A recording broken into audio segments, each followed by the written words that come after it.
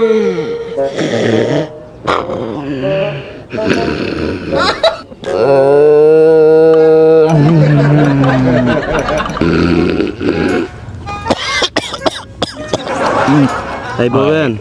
boven.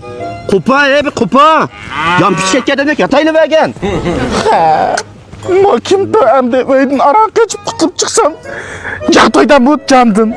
Ey boven, meni yuqurdan atayın seni hizmet orlaştırıp düşürdü. Seni düşüşün benim içimde pişiyordu. Ey boven, sen bunda kitaylı versen, ma cemiyet tarafından şalınıp kalırsa, bana öner kesip, ügenmemse. Onu ögünüm neymi kılıp mı? Pul tapmamsa. Ma güzemgi takmiyizden kızım saat gördüm katkimni. Pul tepip neymi kılıp mı? Ma kalba, zayyagı bizni çaplap yatayı verip, pohta yapını kabul alıp yaptı. Hey, öy almamsa, he? Kutun almamsa. Ey, onu yap neymi kılıp mı? Tergan lazım buluttu. Aramında rahat yatmamsa. Hazır neymiş kılıp mı? Yazsan eğrını ya kütəyen bilen, kusuqını kütəmeydi. Kusuqın olsun bilimi yaslaq var. Ma bizden öyle aldık sügettik salcılar demek ama o. Ama akıllı da bakalım bakayım. Mo yolga su çetiş maşinesi var. Şunu aydamsa? Yol su çekecek maşine mi? He.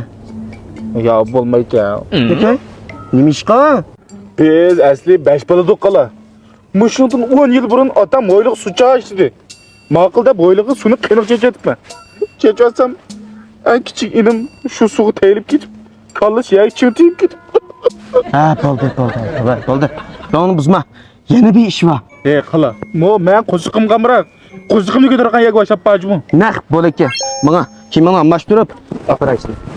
Yaxshimizlar do'stlar, Oqsuv shahrimizdagi hozir o't bo'lib yonayotgan qaymoq go'sht qatlam do'konimizda izchil holatda har qaysi shahar nayildan shagird qabul qilib o'tamiz. Yotoq tomoqni ko'taramiz, oz dasmoq bilan ko'p pul topib qo'yilgan nayt yaxshi fursat.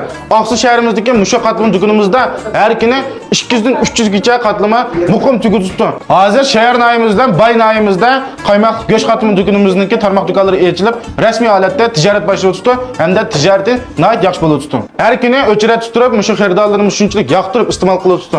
Mushu fursatni ching tutib, igilikchiligimiz bor do'stlar, biz bilan aloqalashingizni qizg'in qarshi olamiz. Aloqa qilish telefon nomerimiz 133 45 35 06 05. 133 45 35 06 05. Do'konimizdagi adres bo'lsa Oqsuv shahri Nandajiq joylashgan Jinshxoyan shovchiniki chiqish eg'iz tarafdan.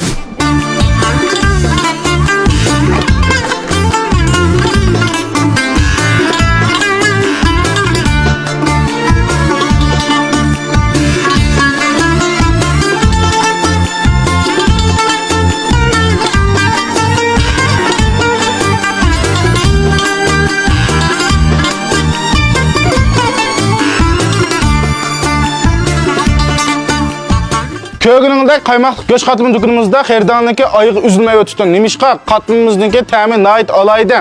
Tilg'i tetimli xaridorlarimizniki yoqtirib iste'mol qilishga erishdi. Bir qatim tetib ko'rishingizni qizg'in qarshi olaman. Sizlarni izchil holat do'kon saqlayman. Niki? Qanday qiladinglar?